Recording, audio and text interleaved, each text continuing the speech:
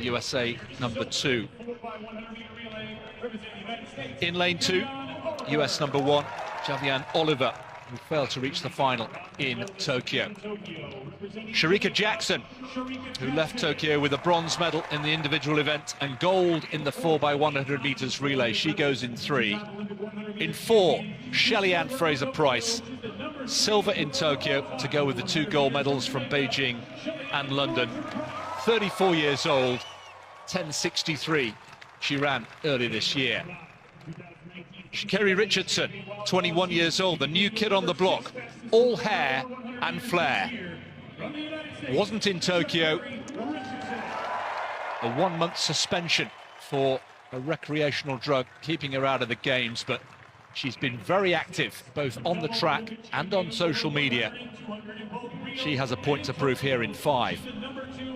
Next to her, the double Olympic champion, Elaine Thompson-Herah, retained her 100 and 200 meter titles, 10.61, the second fastest in history. Marie-Josée Tarlou, yet again 4th, the dreaded 4th place in Tokyo, where she finished in Rio in both the 100 and 200. She goes in lane 7. Mujinga Kambundji had a fine Olympics in Tokyo, made the final in both the 1 and the 200. Ran 10.95 in the heats. And in lane 9, the youngster from Jamaica, 19 years old, Brianna Williams, double world junior champion at just 16 years old, the future you feel of Jamaican sprinting.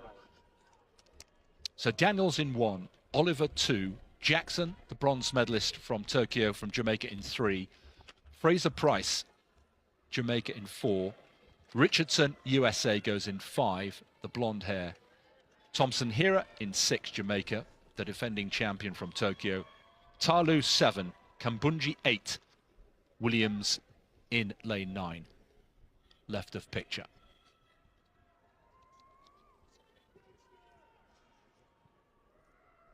Women's 100 meters.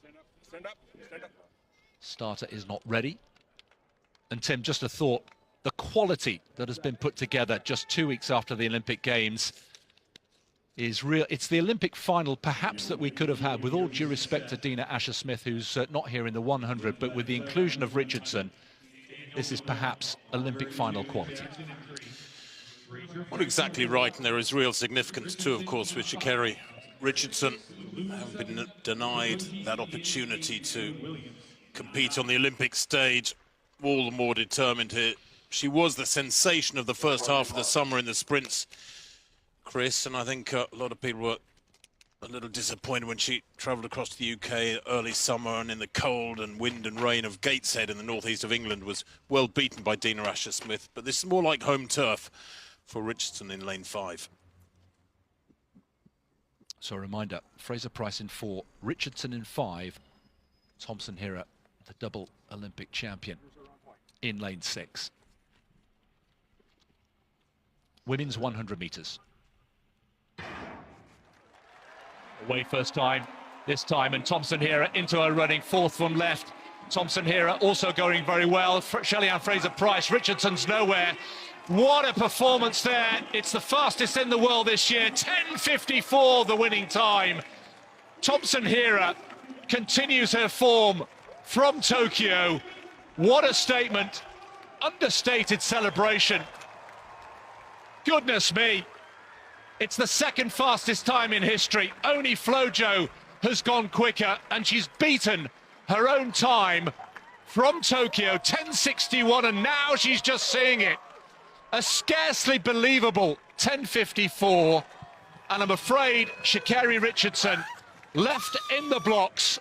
Fraser-Pryce 10.73 in second, Jackson 10.76. It's the podium from Tokyo once again, and once again it's Thompson-Herah who is quite simply a class apart.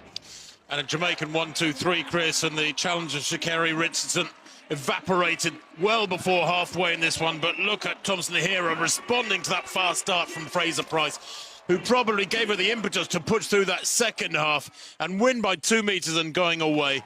And for many people, Chris, that will be considered the unofficial world record. The whole industry, the whole sport knows there are huge question marks around that world record of Flojo from the 1988 trials, or was it 84 trials, 10.49.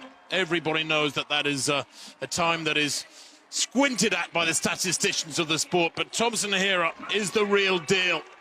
Boy, how fast was she going through that second half to pull away from an athlete of the caliber of Fraser Price, who, let's not forget, ran 10.63 back in early June. 10.54, just to underline, the second fastest in history, only behind Flojo, with a big question mark and asterisk over that particular time. In one of the most unforgettable 100-meter races in history, Jamaican sprint star Elaine Thompson-Herah further cemented her legacy in track and field. This thrilling showdown at the Eugene Diamond League featured an elite lineup of the fastest women on the planet. More than just a competition, it was a display of speed, determination, and the relentless drive for excellence. The starting list was nothing short of spectacular, with each lane occupied by a world-class competitor.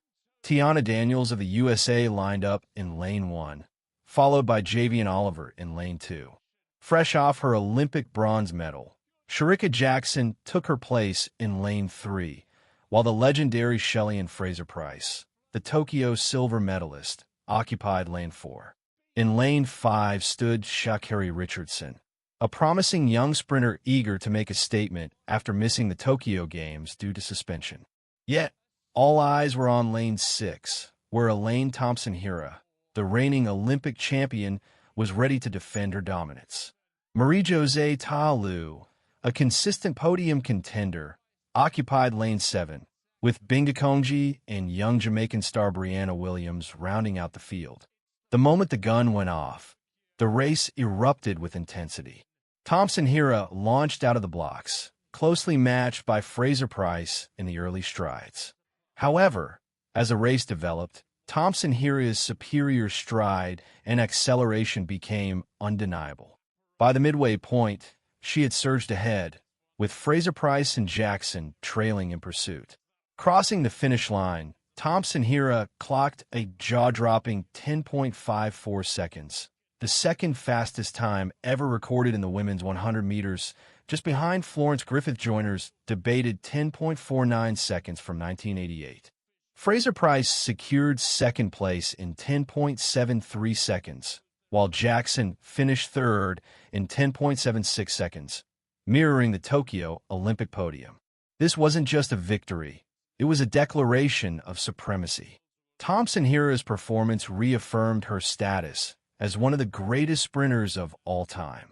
Her reaction to seeing the time on the scoreboard was a mix of disbelief and exhilaration, as the athletics world marveled at her achievement. Meanwhile, Richardson, determined to prove herself, struggled to match the blistering pace and finished last. Despite the disappointment, her participation in such a high-stakes race highlighted the depth of competition in women's sprinting. Thompson-Herah's 10.54 seconds will be remembered not only for its speed, but also for the context. Achieved against a stacked field just weeks after her double Olympic triumph in Tokyo. This performance added another defining chapter to her career and set an extraordinary benchmark for future seasons. Looking ahead, the anticipation for the 2025 season is immense. Fans and analysts eagerly await how Thompson-Herah and her Jamaican teammates, Fraser-Pryce and Jackson, will perform in upcoming competitions. Expectations are high for more breathtaking displays of speed and athleticism. Ultimately, Elaine Thompson-Herah's triumph at the Eugene Diamond League was more than just a race. It was a celebration of elite sprinting, sheer determination, and the essence of competition. It was a performance that will inspire generations of athletes to push the limits of human speed.